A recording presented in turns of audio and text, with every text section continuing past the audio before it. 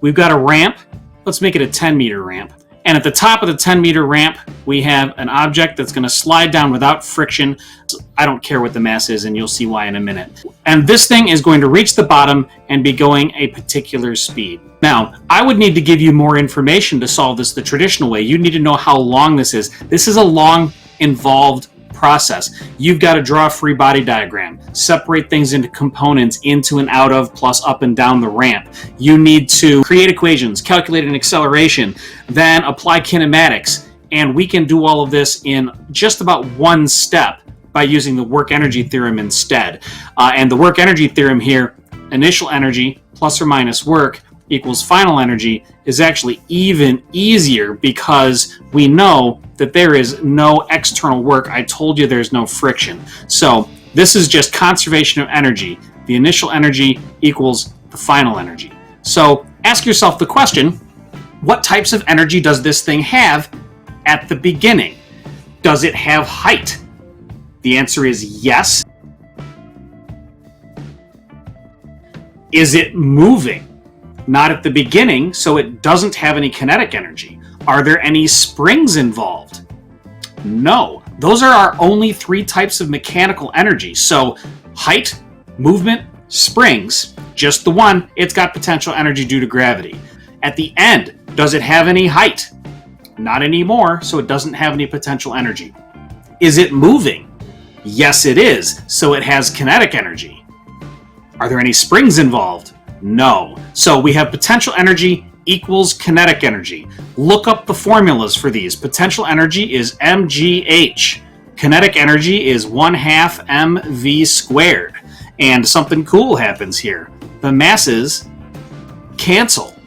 So I didn't need to know the length of the ramp. I didn't need to know the mass of the block. I need much less information. It doesn't matter if this is a 1 kilogram block or a 1 million kilogram block. In the absence of friction, it slides down the ramp and it's going to have a speed, let's solve here, of the square root of 2gh. If we plug in our numbers, and we get 14.0 meters per second. That's it. Done.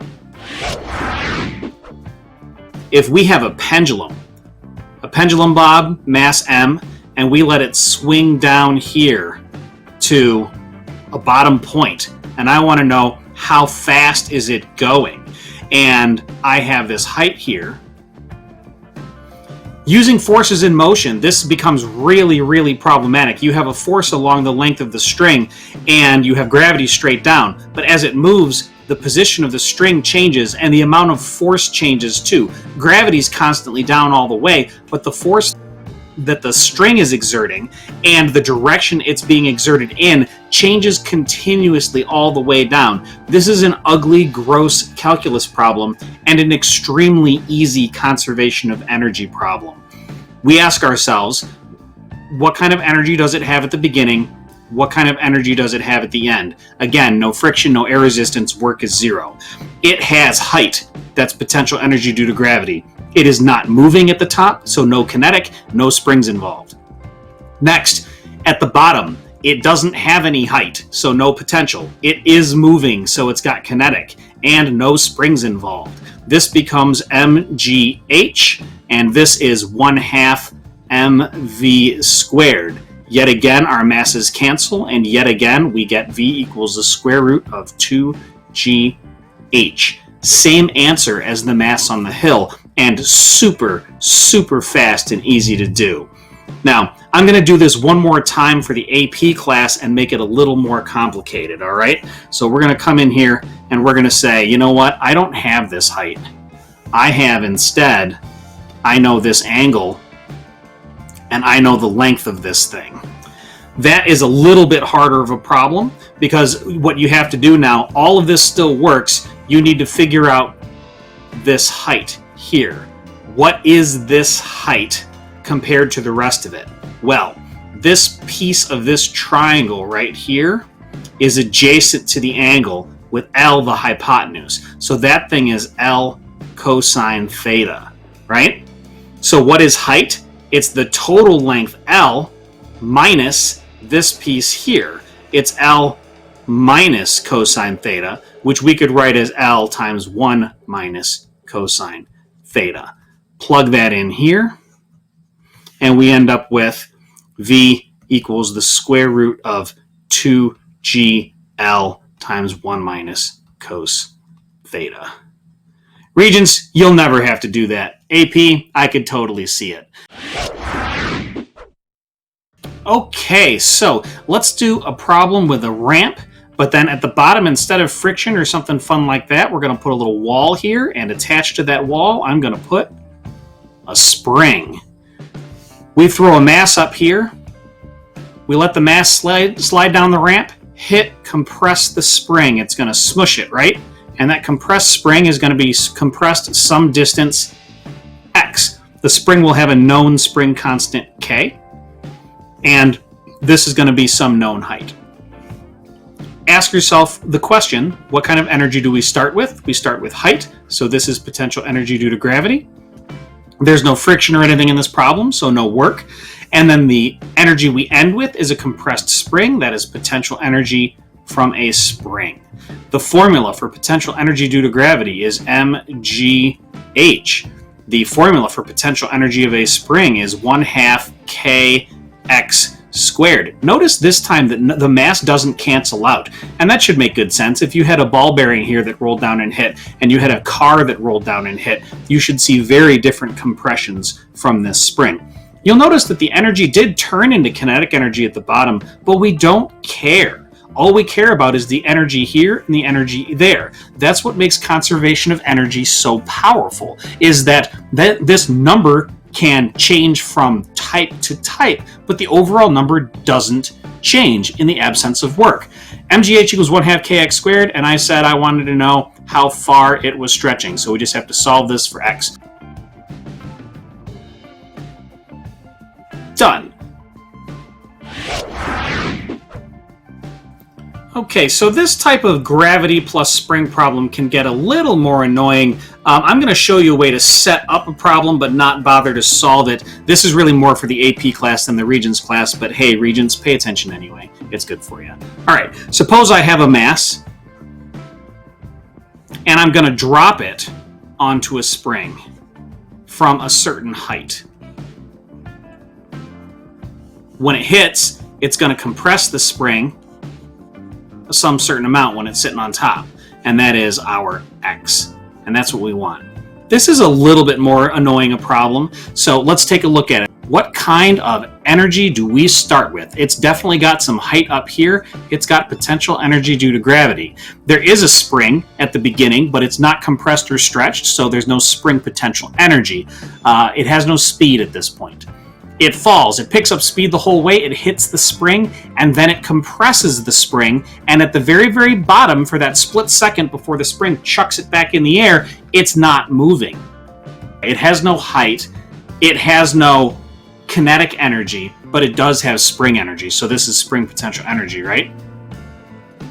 There's a detail here that's going to be a little annoying in a moment. So if we say this is mgh, right? This is AP, I'm going to use Y here, and I'm going to do that for a specific reason. And then potential energy of a spring is 1/2 kx squared. Plug in, solve, done, right? Not quite. The height it is at is not h. If this is the 0 mark for our problem, if that's 0 meters, then Y is actually h plus x. You'd have to solve that quadratic, which is a little annoying. Another way to do this, another way to think about this problem, let's call this our 0 mark, not this. So at the beginning, it has potential energy due to gravity. At the end, it has spring potential energy, but it's also below 0 height. So it has some negative potential energy due to gravity at the end. And this is final, and this is initial. So then that becomes mgh equals 1/2 kx squared minus mgx, which is again the same annoying quadratic that we then have to solve. So that kind of detail is important, and choosing where you put your 0 might make your equation look slightly different when you begin, but it doesn't actually change the math once you have it set up.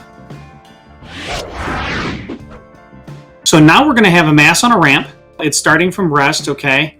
And we already know that its speed is going to be v equals square root of 2gh at the bottom. We just did that problem, but I don't care. This ramp is not going to have any friction, but let's add friction at the bottom. Let's give this thing a coefficient of friction mu.